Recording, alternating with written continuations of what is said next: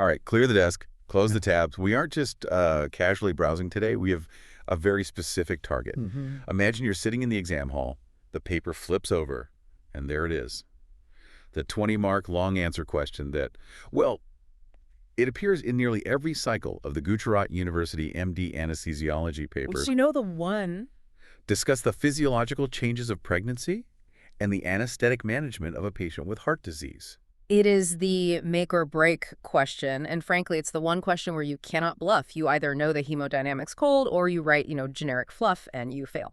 It forces you to synthesize physiology, pathology, pharmacology, and crisis resource management all in one answer. Exactly. So we have the stack here. We've got Miller, Morgan and Mikhail, Yao, and Ortuzio, and we're leaning heavily on those specific lecture notes from Dr. Kaushik Jyotinath regarding, the Indian context. My job today is to act as the resident, trying to organize this chaos into a perfect answer.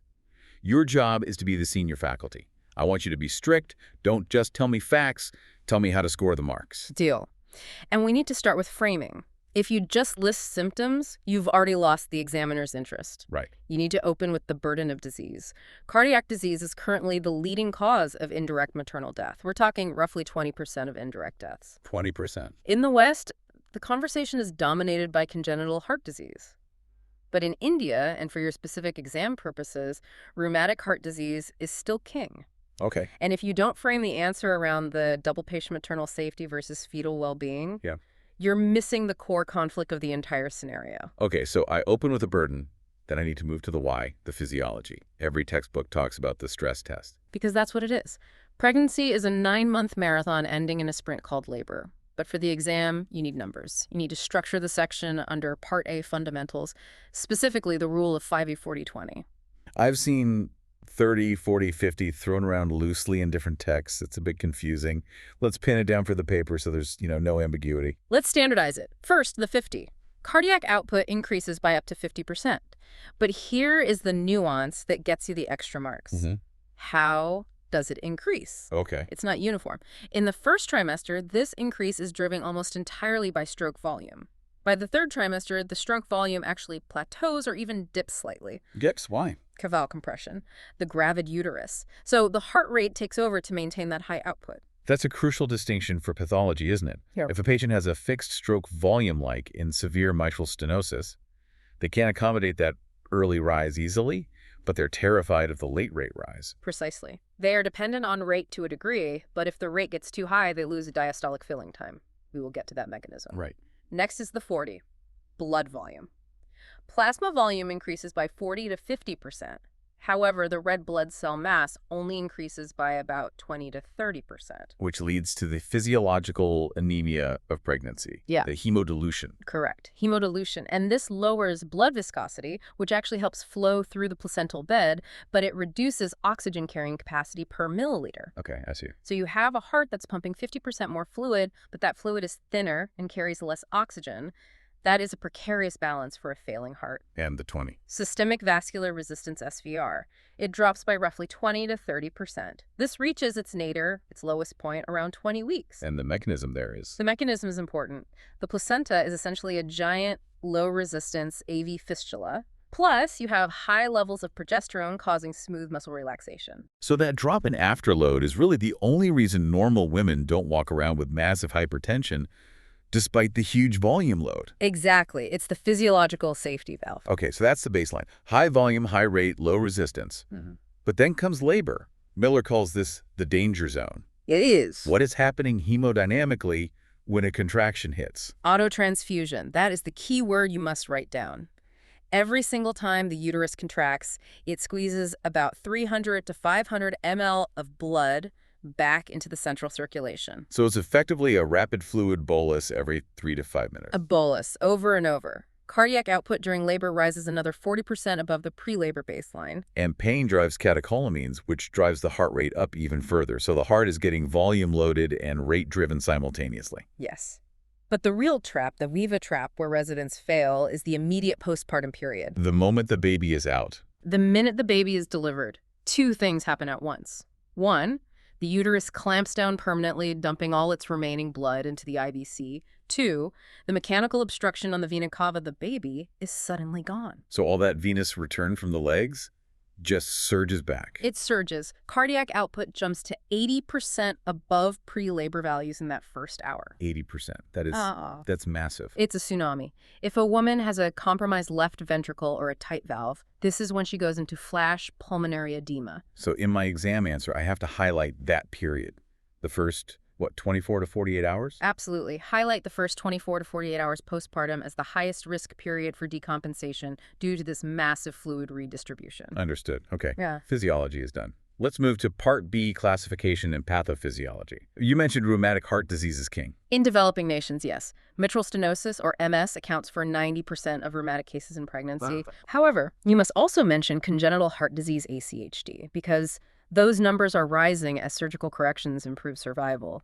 You'll see ASDs, VSDs, and tetralogy of fallope repairs coming to you for delivery. The textbooks always confuse me here because they list every single lesion separately. It's like 20 different protocols to memorize. Is there a simpler way to group these for the exam? Absolutely. Stop memorizing lesions and start memorizing hemodynamic goals. Okay. The golden rule for the exam is stenotic versus regurgitant. Break that down for me. Let's start with regurgitant lesions. So mutual regurgitation, MR, or aortic regurgitation, AR. Regurgitant lesions are generally considered, let's say, pregnancy-friendly.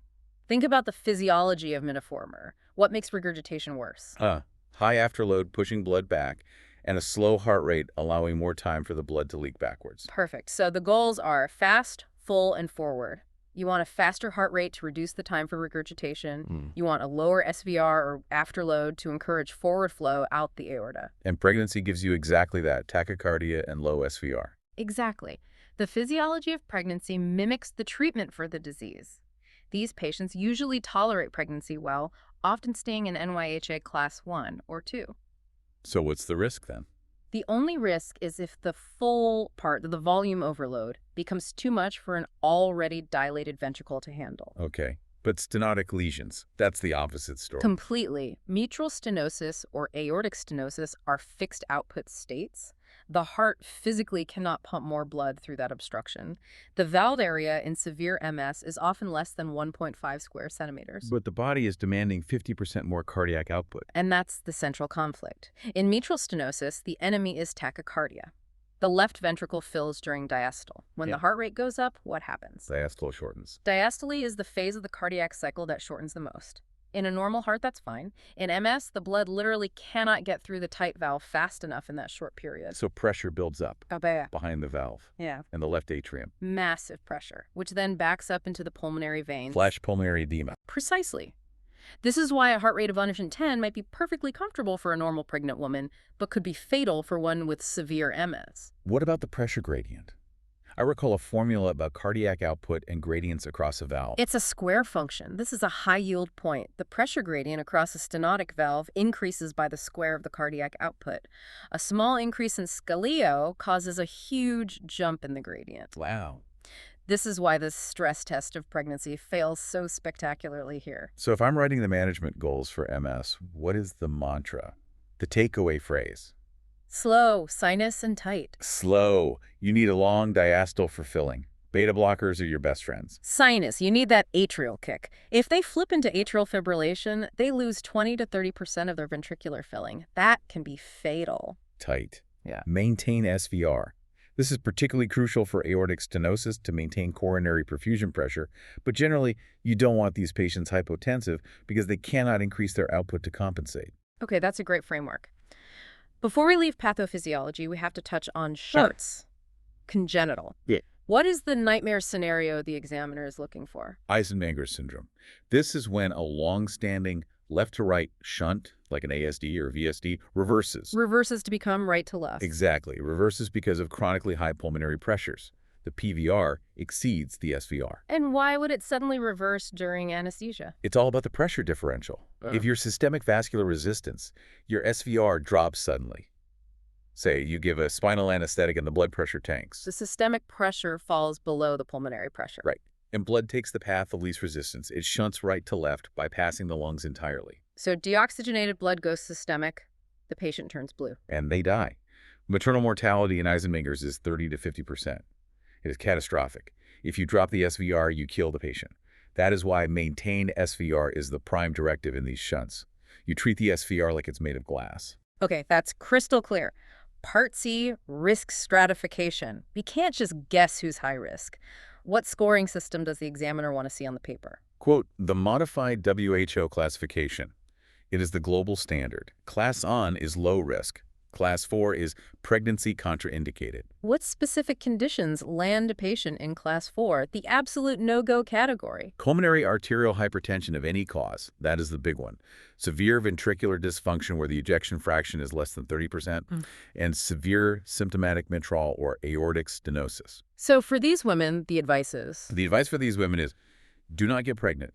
If they are already pregnant, termination should be discussed as a therapeutic option. It's a very difficult conversation. That brings us to the fetus. We often focus so much on the mother in these answers. What do I need to say about the fetus to show I'm thinking holistically? You need to state a fundamental principle.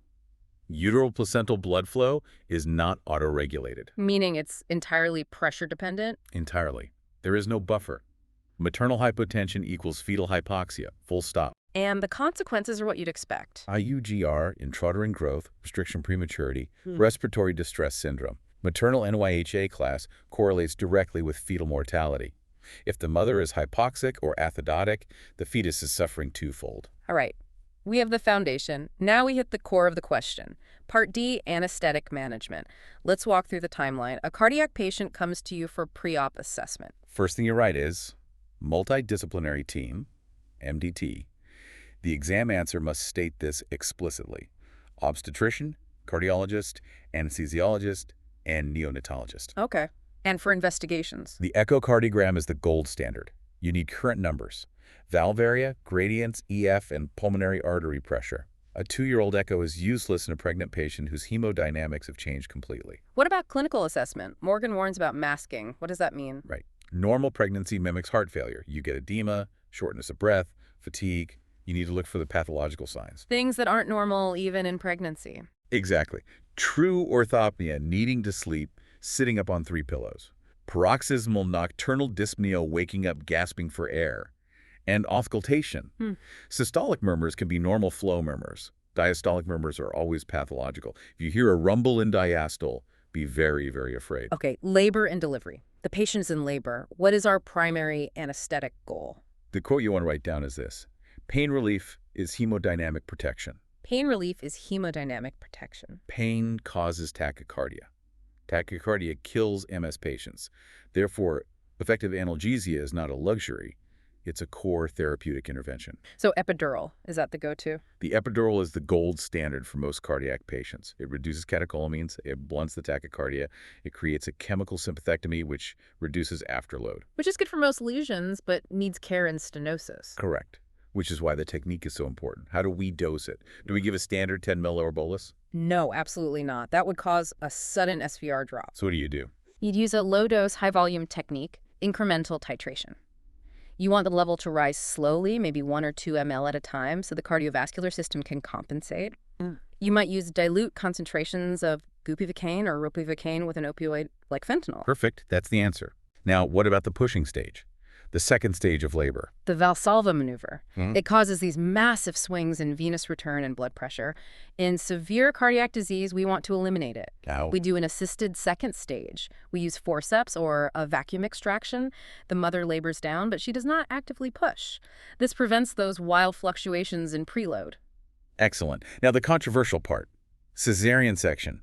LSCS, the great debate, GA versus regional. This is where you pass or fail the VIVA. The answer is not GA or spinal. The answer is it depends entirely on the lesion. Okay, let's take the exam favorite, severe mitral stenosis. What's the choice? In severe MS, a single-shot spinal anesthesia is extremely dangerous, potentially lethal. Why? Lay out the mechanism. Because a spinal causes a rapid, dense sympathetic block. SVR plummets. Venous return drops. The heart reflexively speeds up tachycardia to try and maintain output. And that tachycardia is the fatal mistake we talked about. You've just shortened diastole in a patient who desperately needs time to fill the ventricle. You've created the perfect storm for pulmonary edema and cardiac arrest. So for severe MS, we avoid spinal. What do we do instead? An epidural is preferred because you can titrate it slowly. You can carefully control the blood pressure with vasopressors as the level rises. Or a CSE, a combined spinal epidural with a very low-dose spinner to get the sacral roots for comfort, and then you extend the block with the epidural catheter. And if we have to do general anesthesia, maybe she's crashing or she's coagulopathic. Then you need a cardiac stable induction. You must avoid ketamine. Because it causes tachycardia. Yes, you'd likely use etomidate or a very careful slow induction with propofol. But the biggest risk in GA for these patients is the intubation response. The laryngoscopy surge, hypertension, and tachycardia. You cannot allow the heart rate to spike to 130 during intubation. You must blunt that response. Remifentanil is excellent here because it's short-acting and potent. Yeah. Or esmolol, or a high-dose fentanyl, though you have to worry about the baby's respiratory depression post-delivery. You have to anticipate the surge and pre-treat it? Always. Yeah. And one more thing, oxytocin. Right. It's standard after delivery. But you never give it as a bolus. A bolus of oxytocin causes profound hypotension and reflex tachycardia due to direct vascular smooth muscle relaxation. So a slow infusion only. A slow dilute infusion. Always. Now let's flip the coin. Mitral regurgitation. What's the anesthetic of choice for LSCS? In MMR, a single-shot spinal is often the best choice. Because of the fast and loose rule we talked about. Exactly. The vasodilation, the low SVR from the spinal, actually helps forward flow and reduces the regurgitant fraction. The slight tachycardia is well tolerated. The physiology of the spinal anesthetic aligns perfectly with the hemodynamic goals of the lesion. That is a critical distinction for the summary table. Spinal. Bad for stenosis, but actually good for regurgitation. Broadly speaking, yes. It's about matching the anesthetic's effect to the lesion's pathophysiology. Okay. Let's move to Part E, non-obstetric surgery. This is becoming more and more common. A pregnant cardiac patient needs an appendectomy or a cholecystectomy. First principle is timing. The second trimester is the sweet spot. Why is that? In the first trimester, you have the risk of teratogenicity during organogenesis. In the third trimester, you have a high risk of preterm labor and the mechanical difficulty of the large uterus getting in the way. The second trimester avoids the worst of both worlds. And for the anesthetic itself. Regional is still preferred if the surgery allows it to avoid airway manipulation and minimize fetal drug exposure. But if you have to do a GA, you must remember, every pregnant woman after 18 to 20 weeks is a full stomach. Due to hormonal relaxation of the lower esophageal sphincter and mechanical displacement by the uterus. Right, so that means a rapid sequence induction. RSI. Cricoid pressure. Yes. Even if it's controversial in modern practice, for the exam you mentioned cricoid pressure. Yeah. And you use a smaller endotracheal tube, 6.0 or a 6.5. Why smaller? The airway is edematous and friable. Capillary engorgement from hormones makes bleeding very likely with any instrumentation. A smaller tube reduces trauma. And what about positioning on the table? Never, ever supine. Always left uterine displacement, LUD. You put a wedge under the right hip. We know this, but why is it so critical? Even in a healthy pregnancy, aortocable compression from the uterus can drop cardiac output by 20 to 30%. In a cardiac patient with no reserve, that loss of preload can be catastrophic. It can cause immediate arrest. Okay. What about laparoscopy? That involves a pneumoperitoneum, CO2 insufflation. Does that mess with our management? It does. It increases intra-abdominal pressure, which can reduce venous return initially. Plus, the absorbed CO2 can cause acidosis, and acidosis increases pulmonary vascular resistance. So if you have a patient with pre-existing pulmonary hypertension, laparoscopy can be very risky. You need to monitor the end-tidal CO2 like a hawk and keep the insufflation pressure as low as possible, preferably under 12 millimeters of mercury. Got it. Okay, Part F, special situations. Let's talk peripartum cardiomyopathy, PPCM. This is a tricky one. It's a diagnosis of exclusion. You have heart failure developing in the last month of pregnancy or within 5 months postpartum with no prior history of heart disease, and the EF drops below 45%. So it presents just like typical heart failure, but the timing is the key. The timing is everything. How do we treat it anesthetically? You manage it like any other dilated cardiomyopathy with severe systolic dysfunction. You want to maintain contractility and reduce afterload. So you have to be very careful with myocardial depressants like topofol or volatile agents. An epidural for labor is great because it reduces afterload. For a C-section, GA might be needed if there's severe pump failure and they can't tolerate the SVR drop from a regional technique. And the big question these patients always ask is, can I get pregnant again? This is a crucial counseling piece for the multidisciplinary team. Yeah. If the EF does not return to normal, maternal mortality in a subsequent pregnancy is incredibly high, up to 50%. 50%. Even if it normalizes, recurrence is possible. The strong recommendation is usually against future pregnancy if the heart doesn't fully recover. That's sobering. The other big scenario is the patient with a mechanical valve, the warfarin dilemma. Yes. Warfarin is the best drug for the mother to prevent valve thrombosis. A stuck mechanical valve can kill the mother, but It crosses the placenta, and between 6 and 12 weeks, it causes warfarin embryopathy, the nasal hypoplasia, bone defects. correct. It's a terrible choice to have to make. So what's the protocol? We switch them, right? The guidelines vary slightly, but a common approach is this. Switch them to low molecular weight heparin or unfractionated heparin before 6 weeks gestation. Then, you can switch back to warfarin for the second and third trimester because it's more effective at preventing thrombosis. And then what about delivery? You switch them back to heparin, again around 36 weeks. Why the second switch? Because you cannot do a neuraxial block, an epidural, or a spinal on a patient with a therapeutic INR from warfarin. The risk of an epidural hematoma is too high. Right. So you need them on a short-acting anticoagulant like IV heparin that you can stop 4 to 6 hours before you plan to place the epidural, ensuring their coagulation status is normal at the time of the procedure. Got it. Okay. Part G, exam integration. Let's do the Viva traps. These are the questions examiners use to find the gaps and fail people.